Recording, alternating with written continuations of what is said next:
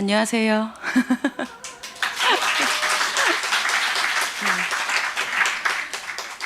제가 어디 가도 잘 안 떠는데 여기만 올라오면 그렇게 떨려요. 네,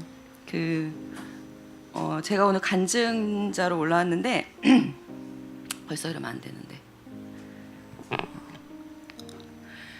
사실은 이제 엄마 아빠한테 이 얘기를 전혀 노출을 안 했었어요.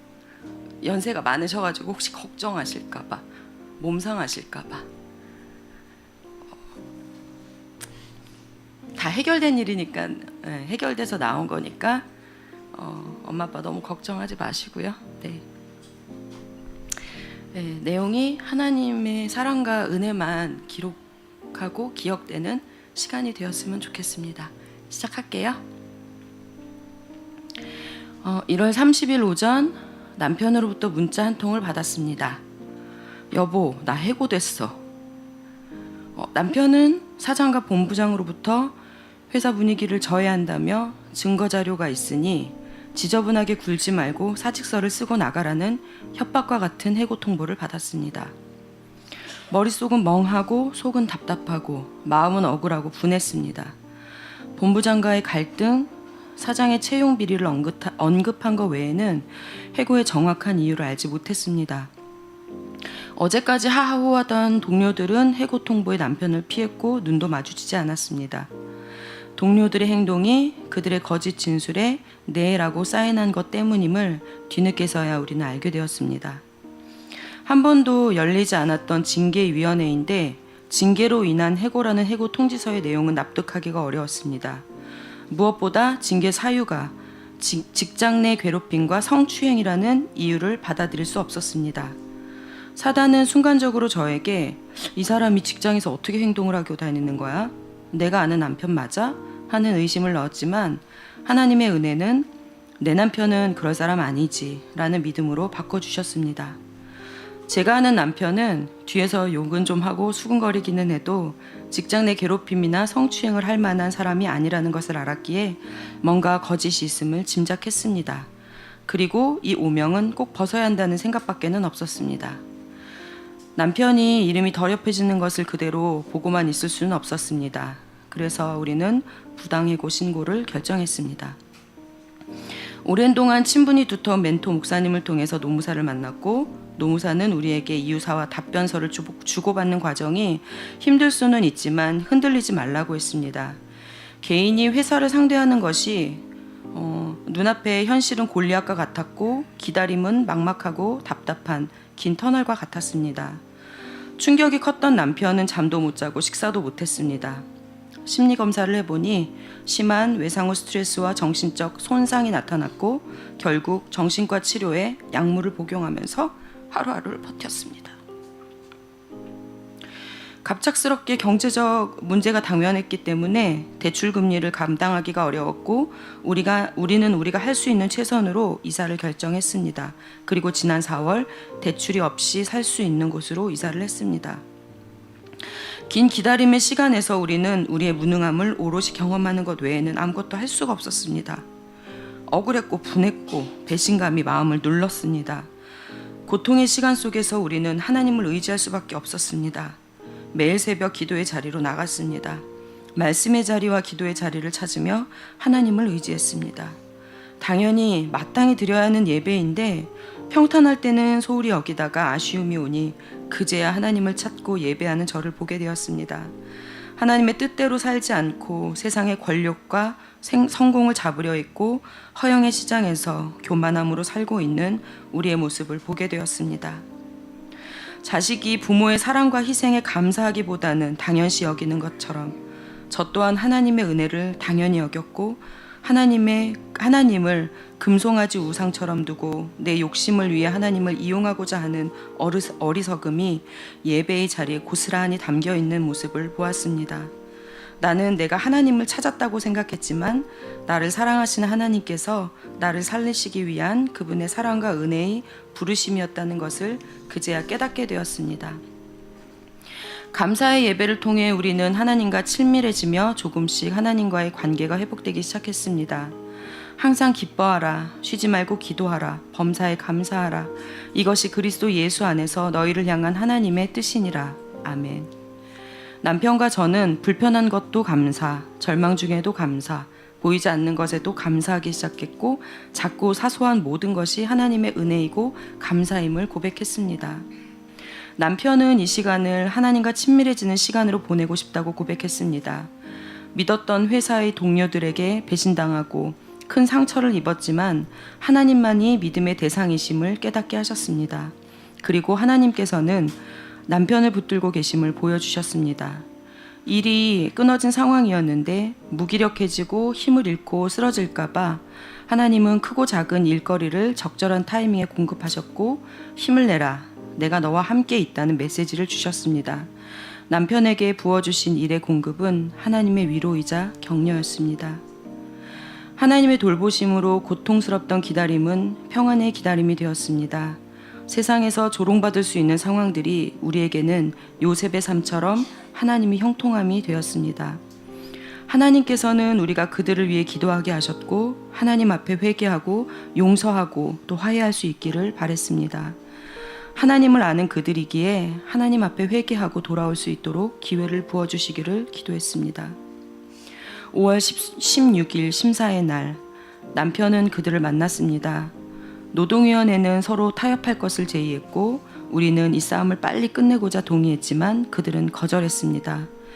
회사가 99.9% 지는 싸움이라고 타협에 응하지 않으면 임금의 전액을 보상해야 된다는 노동위의 설득에도 결정권자인 회장은 타협하지 않았습니다. 바로의 마음이었습니다. 통상적으로는 40분이면 종료될 위원회가 2시간 30분을 넘겼고 그들의 진술에 남편은 당당히 거짓말입니다 하고 외쳤습니다. 위원회 측은 그들에게 확인서 내용이 성추행과 직장 내 괴롭힘이 성립되지 않는다며 호통을 쳤고 진술 내용에 사인한 당사자들 스스로 이 사실 여부에 책임을 질 수 있는지 묻자 결국 본부장은 그 자리에서 내 말을 듣지 않아서라는 진짜 해고 이유를 밝혔습니다. 직장 내 괴롭힘과 성추행에 대한 모든 내용이 위증이고 거짓 진술이었음이 그 자리에서 밝혀졌습니다. 할렐루야. 위원회는 일주일의 타협 기간도 생략하고 회사가 남편을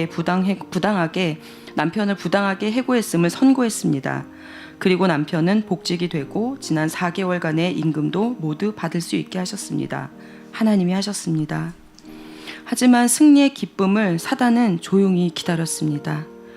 이틀 동안 밤을 새도 피곤하지 않을 만큼 승리의 기쁨에 취하게 하셨고 아무도 남편을 대항할 사람이 없는 그곳에 복직하는 것을 상상하며 복수의 플랜을 짜게 했습니다. 그렇지만 하나님의 은혜는 남편의 그 모습을 거울처럼 보게 하셨고 깨어있던 남편은 곧바로 하나님께 돌아올 수 있었습니다. 할렐루야.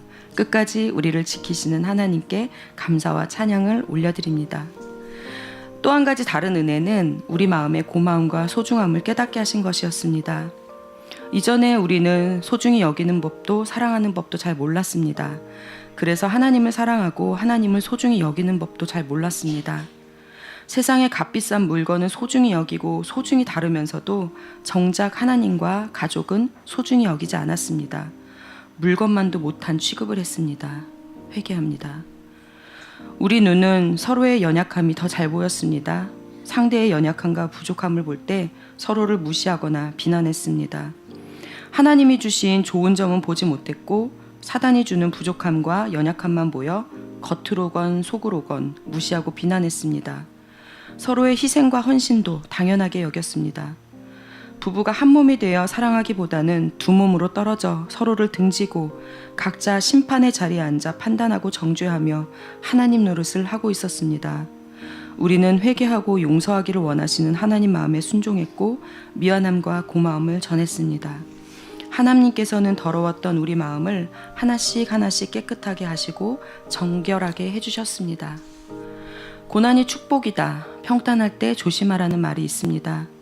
세상의 기준으로 보면 남편은 무능력한 사람이고 실패한 사람이고 저는 나이 50이 넘어서도 남의 집 월세살이를 하는 초라하고 가난한 사람이지만 우리는 날마다 하나님의 은혜를 기억하며 삶으로 예배를 드리고 싶어 하는 하나님의 형통함을 경험하는 진짜 부자입니다. 이전에 호의호식이 최고라던 남편은 가치 있는 일을 위해서 목숨을 걸어보고 싶다고 이야기를 하며 복직을 두고 하나님의 뜻을 구하고 있습니다. 믿음 없던 남편과 그 가정의 구원을 계획하신 하나님께서 저를 통해 교회를 알게 하시고 하나님을 알게 하시고 하나님의 사랑을 알게 하신 그 은혜가 참으로 놀랍습니다. 하나님은 살아계신 하나님, 구원의 하나님, 사랑의 하나님, 은혜의 하나님이십니다. 남편과 저는 현재 변화의 삶을 살고 있습니다. 먼저는 하나님을 의지하는 삶이고 둘째는 서로를 소중히 여기고 아껴주는 삶입니다. 지금 우리는 서로 1순위가 되어 서로를 나의 1호라고 부릅니다. 물론 하나님은 영원한 우리의 리더, 우리의 영순이십니다. 하나님 이야기를 싫어하던 남편과 이제는 자연스럽게 하나님에 대한 감사를 나누고 하나님 앞에 하지 말아야 할 모습들을 서로 살피며 마음과 태도를 지키고자 노력하는 삶으로 조금씩 변해가고 있습니다. 진짜가 무엇인지를 알고 찾고 구하는 삶을 살려고 노력하고 있습니다. 마음을 다하고 뜻을 다하고 목숨을 다하여 하나님을 사랑하라. 내 이웃을 내 몸과 같이 사랑하라.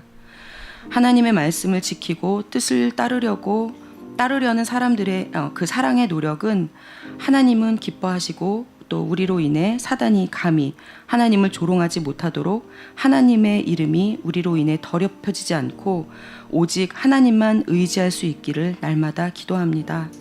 매 순간의 삶이 예배가 되기를 소망하며 겸손과 순종의 삶을 살아가기를 기도합니다.